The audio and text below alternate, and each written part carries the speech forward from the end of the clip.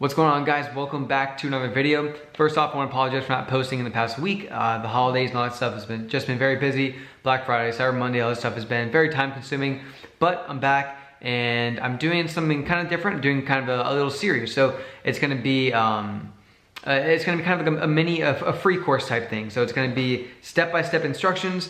Each day is going to have about 2 videos, and it's going to be kind of like a free course, just course-worthy material. That's going to show you how to start, scale, automate everything about a dropshipping store, your own business, your own Shopify store. So very excited about it. So definitely subscribe so you stay up to date with all the videos. And if any time throughout the video you did enjoy it, please give it a thumbs up. Definitely helps out the channel a lot. If you have any questions, if you have any concerns, if you don't understand something, if you want something more in depth, definitely just comment down below and I will get to as many as I possibly can, or maybe make a future video on that. So I really appreciate you guys for watching, and yeah, let's get started with it.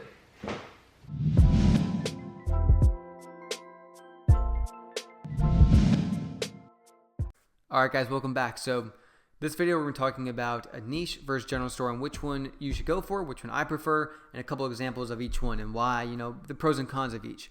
So just real fast before we get started, what I like to do and what I've been doing for a while is giving a background, giving a why you're doing this instead of just do this, do that. Because I could just jump right into the store creation, but you don't really know what you're doing. There's so many different things you need to know before you actually start jumping into this, that I think is very important and stuff that you need to know and need to kind of understand. So the way I like to teach and the way I like to kind of go about things is giving you the why, giving you the background, giving you the before, and then you guys start getting into the what and the actual what to do and do this, do that. But it's just good that you guys know what to do and then actually do it. So again, this video we're going to be going over a niche versus general store and which one should you do, which one I prefer, and a couple examples of each.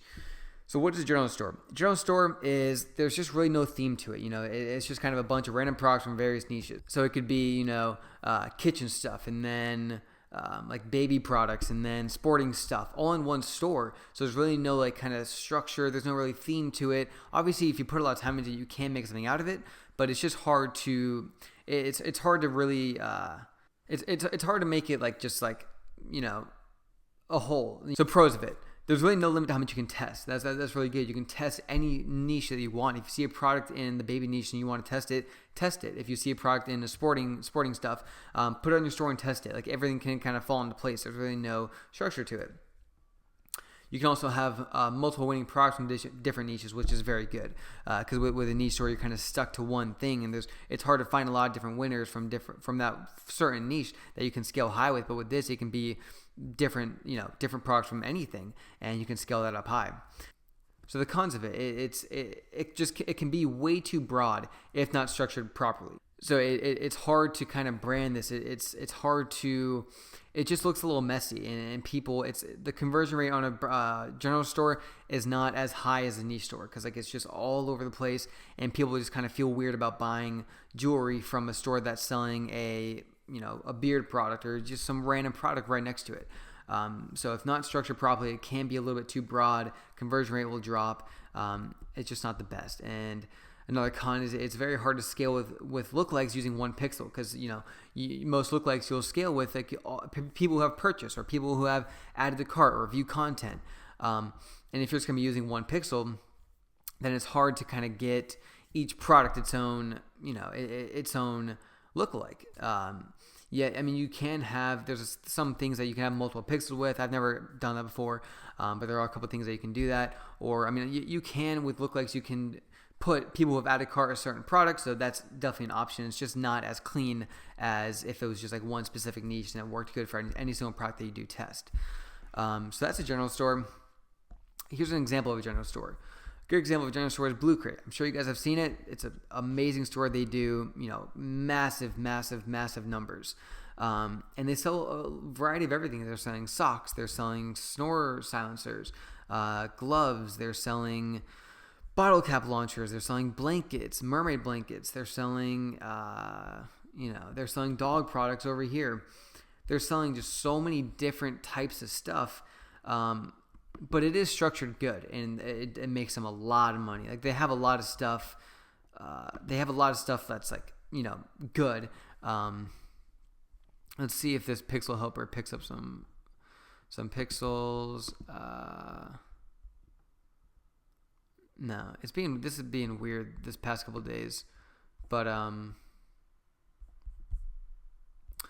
okay, so yeah, so this is a great example. If your goal is a general store, I highly recommend checking this out and just kind of seeing how they're going about things. It's good. It is good. I mean, I personally don't like general stores as much, but this is not bad by any means. Like, again, they do bigger numbers than you can imagine. They do very, very large numbers.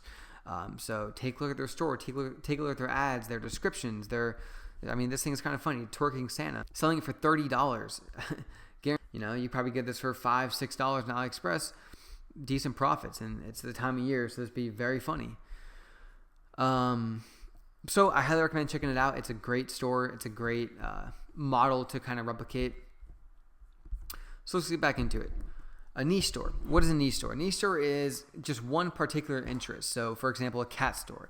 If you just have a cat store, or just have let's say a hiking store or a fishing store, that's a niche store. Pros of that, it's very easy to brand that. Because again, it's just one specific thing, so it's very easy to brand a cat store because it's just that one specific thing. Typically, they do have a higher conversion rate just because people that are coming to your store from your ads, they will buy more, or they're more entitled to buy because it's just that one specific thing. It's more trustworthy. It's not just a whole bunch of different random stuff from a general store, And it's a lot easier to scale, again, because you can use those lookalikes to use for multiple other products. Usually, one person that buys let's say a cat toy will probably buy another cat toy or another cat product. It's easier to upsell them or have them buy more or get those lookalikes to buy other stuff. So it's just a lot easier to scale higher with niche stores. The only con of that really is, obviously there's more cons, but the only con that I really can think of is you're very limited to how much products you can sell. Because if you do have a cat store, you're not going to go and put a watch on there. You're not going to go put a ring or a jewelry product on there. So it's hard to kind of scale with multiple products, and that is how you can scale a store highs with multiple products. So that's a downside of a niche store, but let's go ahead and get into an example of a niche store. So one of the examples I like is Ventura Watches. Now this is a very, very large company. They do huge numbers, but they are solely focused on watches, as you can see in their name. I believe they do have sunglasses, but we'll just kind of get into the watches part of it.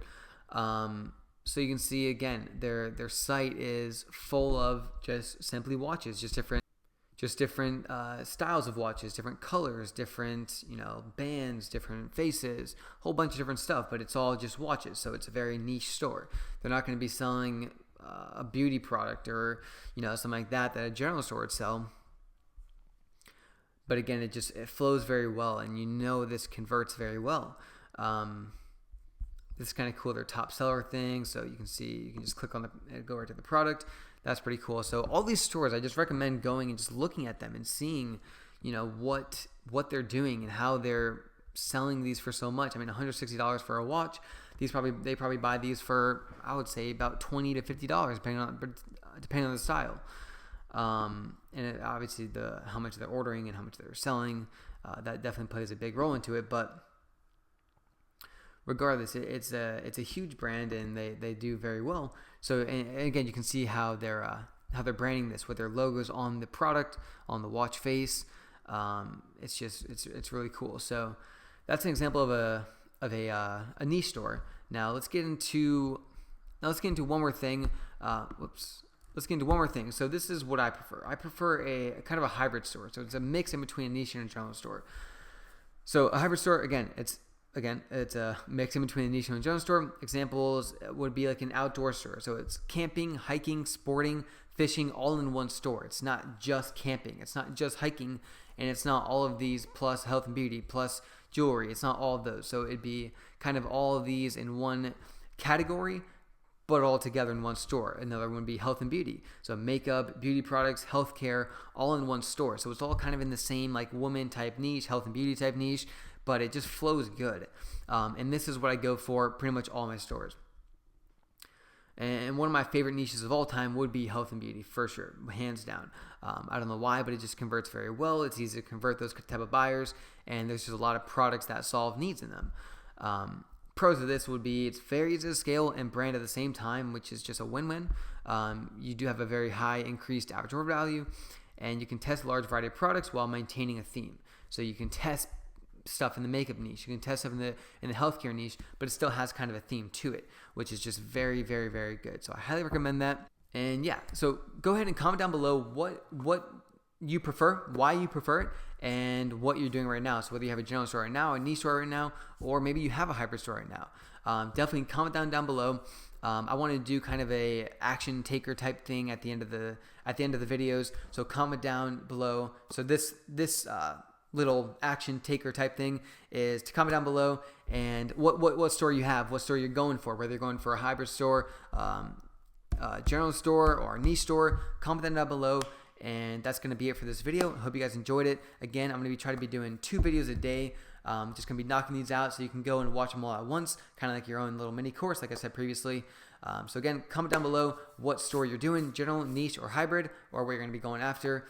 Hope you guys enjoyed this video, and I will see you in the next one.